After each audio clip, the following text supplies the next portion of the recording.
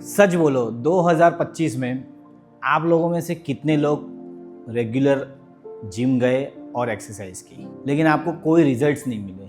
सिर्फ कंसिस्टेंसी के साथ जिम जाना काफ़ी नहीं है, आपको अच्छी तरह से प्लान्ड एक्सरसाइज करना भी बहुत ज़रूरी है। सिर्फ जिम जाना सक्सेस नहीं है, सही तरीके से एक्सरसाइज करना सक्सेस है।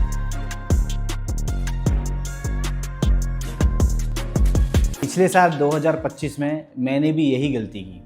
मैं रेगुलर वर्कआउट करता था लेकिन डायरेक्शनलेस। एक दिन जब मुझे क्रिकेट खेलते हुए शोल्डर में इंजरी हुई, मुझे लगा नॉर्मल सा पेन होगा, सो मैंने उसे इग्नोर किया। फिर आगे 2-3 बार और क्रिकेट खेलने के बाद मेरे शोल्डर में बहुत तेज़ पेन शुरू होने लगा। तो मुझे लगा कुछ गड़बड़ है, तो मैंने अपने फिजियोथेरेपी नॉलेज से मेरी शोल्डर इंजरी को समझा और रिहैब की एक्सरसाइज शुरू कर दी। थोड़े दिन एक्सरसाइज करने के बाद मेरा पेन चला गया। फिर वही मैं बैक टू बेसिक्स अपना नॉर्मल एक्सरसाइज कर रहा था, लेकिन कुछ दिनों बाद मेरा पेन वापस आ गया। तब मुझे एहसास हुआ कि सिर्फ रिहैब की एक्सरसाइज करना काफ़ी नहीं है।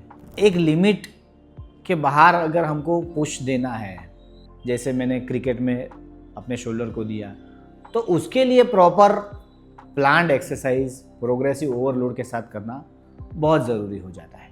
इससे मुझे समझ में आया कि मैं सिर्फ एक्सरसाइज कर रहा था, ट्रेनिंग नहीं।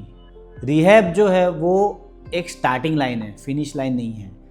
मैंने भी यही गलती की थी। रोज़ सेम प्रकार की एक्सरसाइज करता था, सेम लोड ले रहा था, रेपिटेशंस भी सेम रख रहा था, वेट्स भी सेम उठा रहा था। तो उसकी वजह से मुझे पेन में रिलीफ तो मिला, लेकिन जो अच्छा परफॉर्म करने का रिजल्ट चाहिए था, जो पेन कभी वापस ना आए वैसा रिजल्ट चाहिए था, वो मुझे नहीं मिल रहा था। हालांकि मुझे तो जानकारी थी कि मैंने क्या गलती की, लेकिन अगर आप भी यही गलती कर रहे हो तो आपका पेन वापस आने ही वाला है। कई लोग रेगुलर जिम में जाते हैं, ट्रेडमिल पे 5 किलोमीटर 10 किलोमीटर चलते हैं, रोज़ वॉक करते हैं, रोज़ कार्डियो करते हैं, लेकिन वो ये नहीं समझ पाते हैं कि ट्रेडमिल पे चलना काफ़ी नहीं है। अगर आप ट्रेडमिल पे 5 किलोमीटर चल पा रहे हो लेकिन एक सिंगल लेग स्क्वाट नहीं कर सकते, तो आप सही दिशा में ट्रेन नहीं हो रहे हो। सो प्रोग्रेसिव ओवरलोड इसी को बोलते हैं, जिसमें वर्कआउट चेंज होता रहे और आप अपनी स्ट्रेंथ धीरे धीरे थोड़ा और बिल्ड करते रहे। सो 2026 में आप ये क्लियर एक फ्रेमवर्क फॉलो कर लो।